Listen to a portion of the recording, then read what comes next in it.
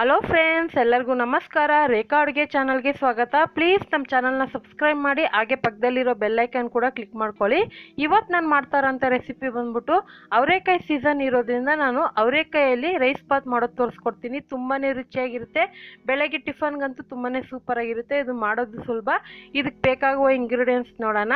ಇಲ್ಲಿ ಒಂದು 300 ಗ್ರಾಮ್ ಆಗೋಷ್ಟು ಅಕ್ಕಿ ತೊಗೊಂಡಿದ್ದೀನಿ. ನಾರ್ಮಲ್ ಸೋನಾ ಮಸೂರಿ ಅಕ್ಕಿ ನೋಡಿ, ಈ ಲೋಟದಲ್ಲಿ ಅಳತೆ ತೊಗೊಂಡಿದ್ದೀನಿ. ಅದನ್ನು ತೊಳೆದ್ಬಿಟ್ಟು ನೆನೆಯಾಗಿ ಇಟ್ಕೊಂಡಿದ್ದೀನಿ. ಮತ್ತು 1 ಕಪ್ ಆಗೋಷ್ಟು ಹಸಿ ಅವರೆಕಾಯಿ ಸ್ವಲ್ಪ ಎಳೆಯದೇ ತೆಗೆದಿಟ್ಕೊಂಡಿದ್ದೀನಿ. ಮತ್ತು 1 ಕ್ಯಾರೆಟ್ನ ರೌಂಡಾಗಿ ಕಟ್ ಮಾಡಿ ಇಟ್ಕೊಂಡಿದ್ದೀನಿ. 1 ಮೀಡಿಯಮ್ ಸೈಜ್ ಈರುಳ್ಳಿನ ಉದ್ದಕ್ಕೆ ಕಟ್ ಮಾಡಿ ಇಟ್ಕೊಂಡಿದ್ದೀನಿ. ಸ್ವಲ್ಪ ಕರಿಬೇವು ಮತ್ತು 2 ಪಲಾವ್ ಎಲೆನೂ 2 ಏಲಕ್ಕಿ ತೆಗೆದಿಟ್ಕೊಂಡಿದ್ದೀನಿ.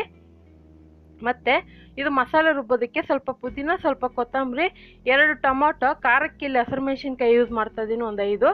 ಹಾಗೆ ಇಲ್ಲಿ 1 ಇಂಚ್ ಆಗೋಷ್ಟು ಶುಂಠಿನೂ, 1 ದೊಡ್ಡ ಸೈಜ್ ಗೆಡ್ಡೆ ಬೆಳ್ಳುಳ್ಳಿ ತೆಗೆದಿಟ್ಕೊಂಡಿದ್ದೀನಿ ಇದು ಮಸಾಲೆ ರುಬ್ಬೋದಕ್ಕೆ. ಮತ್ತು ಒಂದು 1/4 ಕಪ್ಪು ಇಲ್ಲ ಅರ್ಧ ಕಪ್ ಆಗೋಷ್ಟು ತೆಂಗಿನಕಾಯಿ ತಗೊಳ್ಳಿ. ತೆಂಗಿನಕಾಯಿ ಹಾಕಿದಷ್ಟು ಟೇಸ್ಟ್ ಚೆನ್ನಾಗಿರುತ್ತೆ. ಇದಕ್ಕೆ ಒಂದು 1/4 ಟೀ ಸ್ಪೂನ್ ಸೋಂಪು, 1 ಏಲಕ್ಕಿ, 2 ಲವಂಗ, 1 ಚಕ್ಕೆ ಪೀಸು, ಒಂದು 1/4 ಟೀ ಸ್ಪೂನ್ ಅರಿಶಿನ, ಒಂದು ಅರ್ಧ ಟೀ ಸ್ಪೂನ್ ಆಗೋಷ್ಟು ಧನಿಯಾ ಪುಡಿ, ಒಗ್ಗರಣೆಗೆ ಎಣ್ಣೆ, ರುಚಿಗೆ ತಕ್ಕಷ್ಟು ಉಪ್ಪು. ಈಗ ಯಾವ ರೀತಿ ಮಾಡೋದಂತ ನೋಡೋಣ. ಮೊದಲಿಗೆ ಒಂದು ಮಿಕ್ಸಿ ಜಾರ್ಗೆ ಟೊಮೊಟೊನ ಕಟ್ ಮಾಡಿ ಹಾಕ್ಕೊಂಡಿದ್ದೀನಿ. 2 ಟೊಮೊಟೊ ಮೀಡಿಯಮ್ ಸೈಜ್. ಇದಕ್ಕೆ ಮಸಾಲೆ ಎಲ್ಲ ಹಾಕ್ಕೊತಾ ಇದ್ದೀನಿ. ಚಕ್ಕೆ, ಲವಂಗ, ಏಲಕ್ಕಿ, ಸೋಂಪು ಕಾಳು ಮತ್ತು ತೆಂಗಿನಕಾಯಿ. ನಿಮ್ಗೆ ಏನಾದರೂ ತೆಂಗಿನಕಾಯಿ ಇಷ್ಟಪಡಲ್ಲ ಅಂದರೆ ಸ್ಕಿಪ್ ಮಾಡ್ಕೊಳ್ಬೋದು. ಅದೇ ತೆಂಗಿನಕಾಯಿ ಹಾಕಿದ್ರೆ ನಿಮಗೆ ತುಂಬಾ ಟೇಸ್ಟ್ ಸಿಗೋದು. ಇದಕ್ಕೆ ಸ್ವಲ್ಪ ಕೊತ್ತಂಬರಿ, ಪುದೀನ, ಖಾರಕ್ಕಿಲ್ಲ ಹಸಿರು ಮೆಣಸಿನ್ಕಾಯಿ. ಹಸಿ ಮೆಣಸಿನ್ಕಾಯಿ ಬೇಡ ಅಂದರೆ ನೀವು ಒಣಗಿದ ಮೆಣಸಿನ್ಕಾಯಿ ಕೂಡ ಯೂಸ್ ಮಾಡ್ಕೋಬೋದು, ಅದು ಕೂಡ ಟೇಸ್ಟ್ ಚೆನ್ನಾಗಿರುತ್ತೆ. ಮತ್ತು ಬೆಳ್ಳುಳ್ಳಿ, ಶುಂಠಿ, ಸ್ವಲ್ಪ ನೀರು ಹಾಕ್ಕೊಂಡು ಅದನ್ನು ರುಬ್ಕೊತೀನಿ. ಅದು ರುಬ್ಬಿದಾದ್ಮೇಲೆ ಒಂದು ಕುಕ್ಕರ್ ಇಟ್ಕೊಂಡಿದ್ದೀನಿ. ಇವತ್ತು ಕುಕ್ಕರಲ್ಲೇ ನಿಮಗೆ ಮಾಡಿ ತೋರಿಸ್ತೀನಿ. ನೀವು ಬೇಕಂದರೆ ಇದೇ ಪ್ರಾಸೆಸ್ನ ಪಾತ್ರೆಯಲ್ಲಿ ಕೂಡ ಮಾಡ್ಕೋಬೋದು, ಆದರೆ ಕುಕ್ಕರಲ್ಲಿ ಮಾಡಿದ್ರೆ ಸ್ವಲ್ಪ ಟೈಮ್ ಕೂಡ ಸೇವ್ ಆಗುತ್ತೆ. ಇದಕ್ಕೆ ಒಂದು 4 ಟೇಬಲ್ ಸ್ಪೂನ್ ಎಣ್ಣೆ ಹಾಕಿ, ಎಣ್ಣೆ ಬಿಸಿ ಆದಮೇಲೆ ಪಲಾವ್ ಎಲೆ, ಏಲಕ್ಕಿ ಹಾಕ್ಕೊಂಡು ಫ್ರೈ ಆದಮೇಲೆ ಈರುಳ್ಳಿ, ಕರಿಬೇವಿನ ಸೊಪ್ಪು ಹಾಕ್ಕೊತಾ ಇದ್ದೀನಿ. ಹಾಕ್ಕೊಂಡು ಚೆನ್ನಾಗಿ 2 ಫ್ರೈ ಮಾಡ್ಕೊಳ್ಳೋಣ. ಇದಕ್ಕೆ ನೀವು ತರಕಾರಿ ನಿಮ್ಗೆ ಇಷ್ಟವಾಗಿರೋಂಥ ತರಕಾರಿ ಕೂಡ ಯೂಸ್ ಮಾಡ್ಕೋಬೋದು, ಆದರೆ ನಾನು ಬೇರೆ ಅವರೆಕಾಯಿ, ಕ್ಯಾರೆಟ್ ಯೂಸ್ ಮಾಡ್ತಾಯಿದ್ದೀನಿ. ಬೇಕು ಅಂದರೆ ನೀವು ಬೀನ್ಸು ಮತ್ತು ಆಲೂಗಡ್ಡೆ ಇದ್ದರೆ ಅದು ಸಹ ಹಾಕೋಬೋದು, ತುಂಬಾ ರುಚಿಯಾಗಿರುತ್ತೆ. ಹಾಕಿ ನೀವು ಇದನ್ನು ಫ್ರೈ ಮಾಡ್ಕೊಳ್ಳಿ. ಇದನ್ನು 1 ರಿಂದ 2 ನಿಮಿಷ ಫ್ರೈ ಮಾಡ್ಕೊತೀನಿ. ಆಲ್ರೆಡಿ ನಾನು ರೈಸ್ ಬಾತ್ ಅಪ್ಲೋಡ್ ಮಾಡಿದ್ದೀನಿ ಕೆಲವೊಂದು ಹೋಟೆಲ್ಗಳಲ್ಲಿ ಮಾಡೋ ಥರನೇ. ಇದು ಕೂಡ ಅದೇ ಥರನೇ ಟೇಸ್ಟು, ತುಂಬಾ ಸೂಪರಾಗಿರುತ್ತೆ. ಅದರಲ್ಲೂ ಅವರೆಕಾಯಿ ಸೀಸನ್ ಇರೋವಾಗ ಈ ಥರ ಮಾಡ್ಕೊಂಡು ತಿಂದು ನೋಡಿ, ತುಂಬಾ ರುಚಿಯಾಗಿರುತ್ತೆ. ಇವಾಗ ರುಬ್ಬಿರೋ ಅಂಥ ಮಸಾಲೆ ಹಾಕ್ಕೊತಾ ಇದ್ದೀನಿ. ಮಸಾಲೆನ ನುಣ್ಣಗೆ ರುಬ್ಬಕ್ಕೆ ಹೋಗಬೇಡಿ, ಸ್ವಲ್ಪ ರವೆ ಥರ ತರ್ತರಿಯಾಗಿ ರುಬ್ಕೊಳ್ಳಿ, ಆವಾಗ ಟೇಸ್ಟ್ ತುಂಬಾ ಚೆನ್ನಾಗಿರುತ್ತೆ. ಅದೇ ಮಿಕ್ಸಿ ಜಾರ್ಗೆ ಒಂದು ಸ್ವಲ್ಪ ನೀರು ಹಾಕ್ಕೊಂಡು ಅದನ್ನು ಮಸಾಲೆ ಇತ್ತಲ್ಲ ಅದನ್ನು ಹಾಕ್ಕೊತಾ ಇದ್ದೀನಿ. ಹಾಗೆ ಇದಕ್ಕೆ ಅರಿಶಿನ ಪುಡಿ ಮತ್ತು ಧನಿಯಾ ಪುಡಿ ಹಾಕ್ಕೊತಾ ಇದ್ದೀನಿ.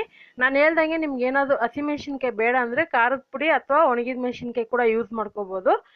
ಮಸಾಲೆನ ಒಂದು 3 ನಿಮಿಷವರೆಗೂ ನಾನು ಫ್ರೈ ಮಾಡ್ಕೊಂಡಿದ್ದೆ, ಯಾಕಂದರೆ ಎಲ್ಲ ಹಸಿ ಮಸಾಲೆ ರುಬ್ಬಿದ್ನಲ್ಲ, ಅದರಲ್ಲಿರೋಂಥ ಹಸಿ ಸ್ಮೆಲ್ಲೆಲ್ಲ ಹೋಗಬೇಕು. ಇವಾಗ ಈ ಲೋಟದಲ್ಲಿ ಅಕ್ಕಿ ತೊಗೊಂಡಿದ್ನಲ್ಲ, ಅದರಲ್ಲಿ 2 ಲೋಟ ಆಗೋಷ್ಟು ನೀರು ಹಾಕ್ಕೊತಾ ಇದ್ದೀನಿ.